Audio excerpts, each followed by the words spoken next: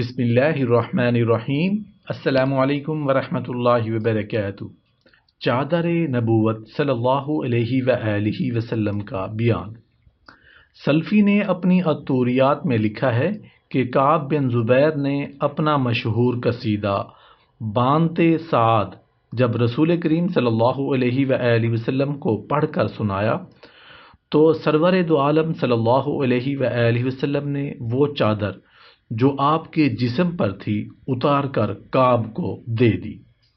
امیر معاویہ نے اپنے عہد حکومت میں کعب کو لکھا کہ 10,000 درہم میں چادر مبارک ہمارے ہاتھ فروخت کر دو، لیکن کعب نے انکار میں جواب دیا۔ پھر کعب کی وفات ہو کے بعد امیر معاویہ نے اس کے بیٹوں سے 20,000 درہم میں چادر مبارک خرید لی، یہاں تک کہ چادر مبارک خلفائے عباسیہ کے پاس منتقل ہوتی رہی۔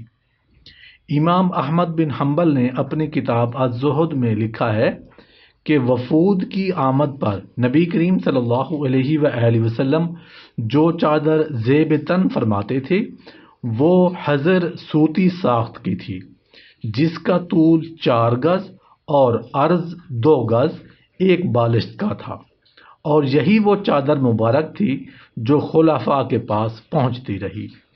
چونکہ یہ کہنہ ہو گئی تھی اس لیے اسے کپڑوں میں لپیٹ کر رکھا جاتا تھا، اور ہر عہد کا خلیفہ اسے عید بقرعید میں اوڑھتا تھا، اور یہی وہ چادر تھی جو خلفاء کو بطور وراثت ملی، اور ہر خلیفہ بڑے بڑے جلسوں میں اسی چادر نبوی صلی اللہ علیہ وآلہ وسلم کو اپنے کندھوں پر ڈال لیا کرتا تھا۔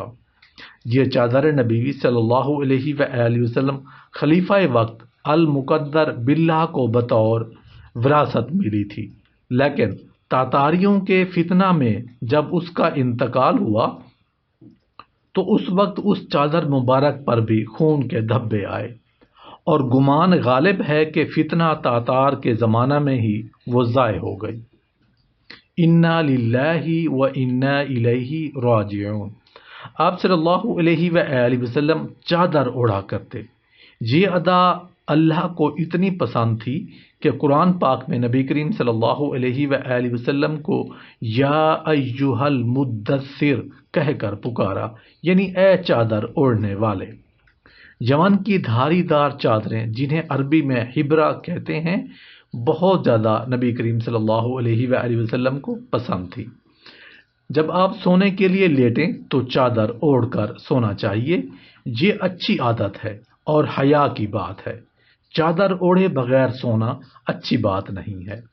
کبھی رات کو سوتے ہوئے کپڑا آدمی کے جسم سے ہٹ جاتا ہے، جسم نظر آ جاتا ہے، یا حیا کی جگہیں واضح ہو جاتی ہیں، اس لیے چادر اوڑھ کر سونا چاہیے۔ جب آپ جاگ رہے ہوتے ہیں تو اپنے سطر کو کتنا خیال کرتے ہیں کہ اس پر کسی کی نظر نہ پڑ جائے، اس لیے سونے میں بھی احتیاط کرنی چاہیے۔ اگر کوئی مجبوری ہو تو پتلی چادر اوڑھ کر سوئیں، اگر بہت مجبوری ہو تو کم از کم ناف سے گھٹنوں تک کے حصے پر تو چادر ضرور اوڑھ لیں۔ حیا اور ایمان ساتھ ساتھ ہوتے ہیں، جتنی حیا ہوگی اتنا ہی ایمان ہوگا۔ ایک بزرگ جن کا نام ابو موسیٰ تھا جب اندھیرے کمرے میں بھی نہاتے تو اپنی کمر کو جھکا لیتے تھے، سیدھے کھڑے نہیں ہوتے تھے۔ کہتے تھے کہ مجھے اپنے رب سے سیدھا کھڑے ہونے سے حیا آتی ہے۔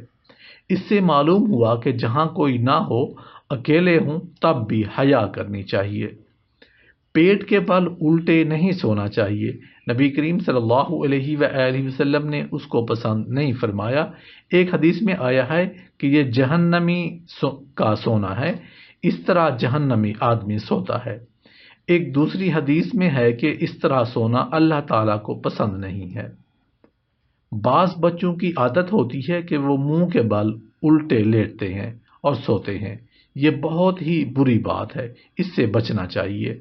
اگر سطر کھلنے کا خوف ہو تو چت لیٹ کر ایک پیر کو کھڑا کر کے دوسرے پیر کو اس پر رکھ کر سونا نہیں چاہیے۔ نبی کریم صلی اللہ علیہ وآلہ وسلم نے اس سے منع فرمایا ہے۔ سونے کا ایک ادب یہ بھی ہے کہ ننگے بدن نہیں سونا چاہیے۔ بعض بچے کرتا اتار کر ننگے بدن سوتے ہیں، یہ اچھی عادت نہیں ہے اور حیا کے خلاف ہے، خاص طور پر جب لوگوں کے درمیان سوئیں تو اور ہی بری بات ہے۔